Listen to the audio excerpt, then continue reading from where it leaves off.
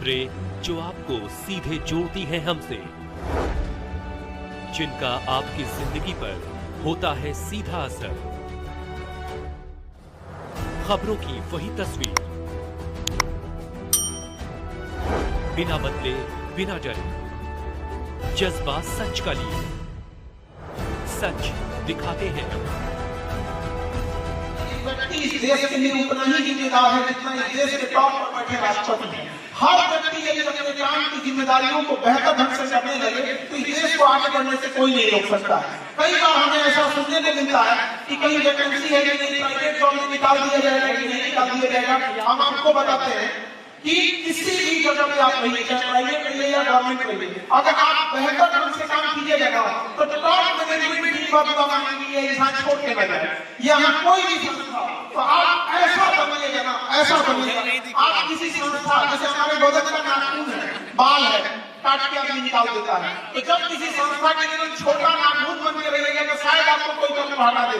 अरे बनना है तो उस संस्था के लिए दिल बंद करिए, दिल की कोई मिटा नहीं कर सके आपको।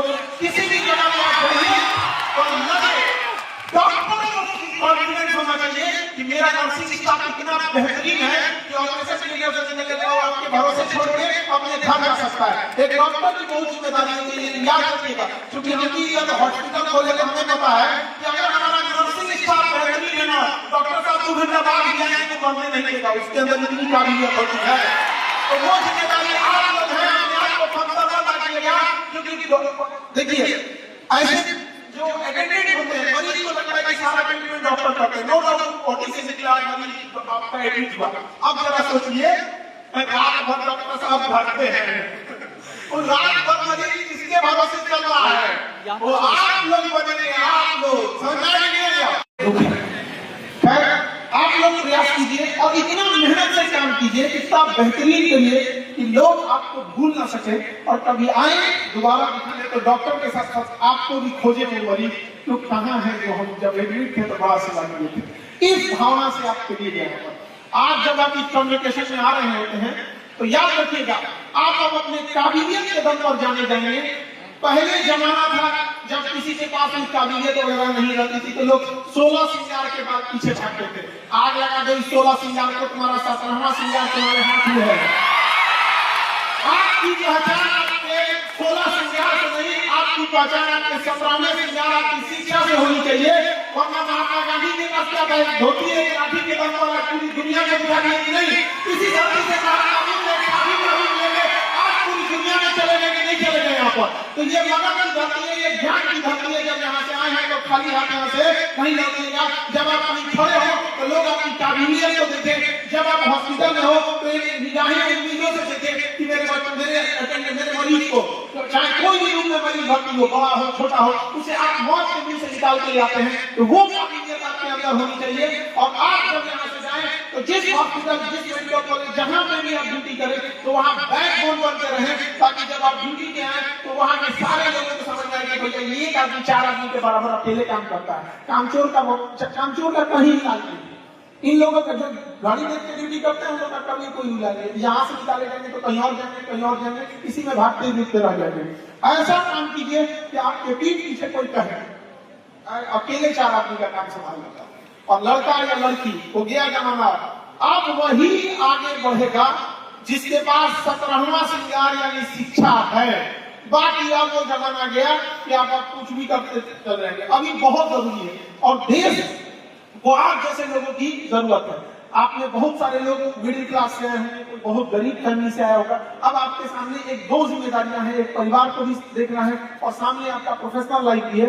दोनों को आपको मिला के चलना होगा। लेकिन सबसे जरूरी चीज जो है वो संस्कार होती है। आप पैसे से पढ़ लिख के बहुत आगे चले गए, इससे कोई मतलब नहीं होता है। धन यदि गया गया न कुछ भी, स्वास्थ्य गया कुछ जाता है, सदाचार जो गया मनुष्य का समझो सब कुछ लुट जाता है। इसलिए सदाचार को कभी मत भूलिएगा। आपके बगल में बैठा इंसान को आभास न होना चाहिए कि वो गरीब है या अमीर है। कोई भी आपको चाहे जैसा भी आए, आप तन मन से सेवा कीजिएगा। विद्यालयों में भी आपको यही शिक्षा दी गई होगी, यही सिखाया गया होगा कि जब आपके सामने कोई व्यक्ति आता है तो वो मुस्कुरा के जाना चाहिए। आए चाहे जैसे भी, उसको कभी भी उसको उसकी हैसियत देख के उसके हिसाब से ट्रीट मत कीजिएगा। आप सोचिएगा मेरे सामने जो भी आया है उसको बेहतर ढंग से शिक्षा देनी है। यहाँ पर अभी हम देख रहे थे यहाँ पर कि जब कन्वोकेशन हो रहा था तो टॉपर्स के लिस्ट में बहुत सारी लड़कियां आ रही थी। इतना खुशी होता है कि लड़कियों ने उस वीडियो को काट दिया जब उनको केवल सुंदरता के हिसाब से देखा जाता था। अब उनको उनकी काबिलियत के हिसाब से देखा जाएगा, चाहे उनको किसी भी फील्ड में हो। और जिस तरह से लड़कियां टॉप कर रही हैं, हमको डर इस बात का लगता है कि आने वाले 25-30 साल में कहीं लड़कों को आरक्षण न देना पड़ जाए कि भैया बहुत आगे निकल गई है यहाँ पर। और ऐसे ही आगे बढ़िएगा। याद रखिए लड़की लोग हम सबसे चाहते हैं कि हाथ फैलाना बंद करिए, अपने से छीनिए। अधिकार कभी मांगने से नहीं मिला है, छीन लेना पड़ता है। चाहे जैसे भी लीजिए, आजादी भी हमें भीख में नहीं ली थी, आजादी भी हम मांग के नहीं लिए थे, छीन के लिए थे आजादी। उसी तरह से आपको भी अपना हक आपको मिलेगा। और ये छीनने के लिए हथियार की जरूरत है, वो शिक्षा।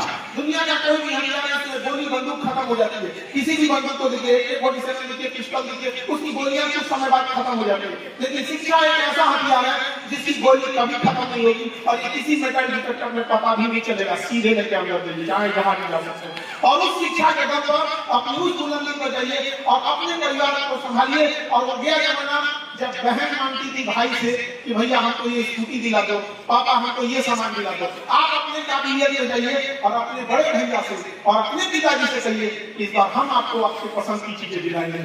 गया वो जमाना जब बेटियां केवल घर संभालती थी, अभी देश दुनिया सब संभालती है। और सबसे बड़ी चीज क्या है? Medical literacy. जो हॉस्पिटल चलाते हैं